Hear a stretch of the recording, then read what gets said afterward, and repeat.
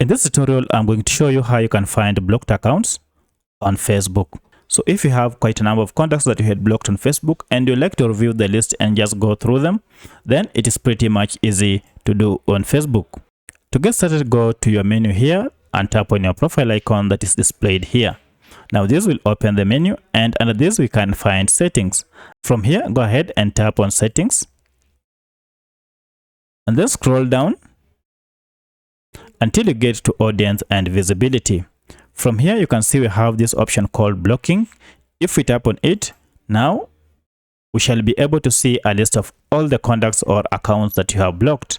To unblock the password, just go ahead and tap on unblock.